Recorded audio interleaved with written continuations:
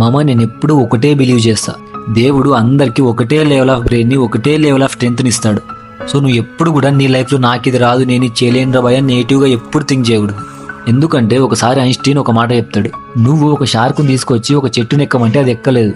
ఎందుకంటే దానికి ఆ స్కిల్ తెలియదు, అది వేరే స్కిల్లో మాస్టర్ అయి ఉంటుంది. అదే షార్క్ని నువ్వు సముద్రంలో స్విమ్ చేయమని చెప్తే అన్నిటికంటే ఫాస్ట్గా స్విమ్ చేస్తుంది. ఎందుకంటే అది ఆ స్కిల్లో మాస్టర్ అయి ఉంటుంది.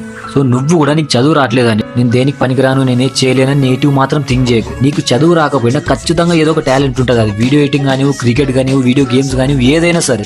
అందుకే నీ లైఫ్లో నీ సెల్ఫ్ కాన్ఫిడెన్స్ని ఎప్పుడు కోల్పోకూడదు.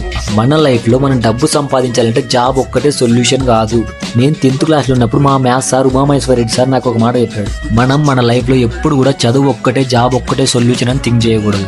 ఫర్ ఎగ్జాంపుల్ నేనే ఉన్నాను, నేను ఒక గవర్నమెంట్ టీచర్ని, నాకు మంత్లీ 1 lakh వరకు శాలరీ వస్తుంది. బట్ మా అల్లుడు బెంగళూరులో కరెంట్ వర్క్ చేస్తాడు, తనకు మంత్లీ 2.5 lakhs శాలరీ. సో తను గవర్నమెంట్ టీచర్ కాదు, తను చదువుకోలేదు, బట్ తనకు ఆ స్కిల్ ఉంది, దాంట్లో మాస్టర్ అయ్యాడు, మంత్లీ 2.5 lakhs శాలరీ. సో ఇది నాకు మా సార్ చెప్పిన మాట. సో నువ్వు నీ గురించి ఎప్పుడు నెగిటివ్గా థింక్ చేయకు.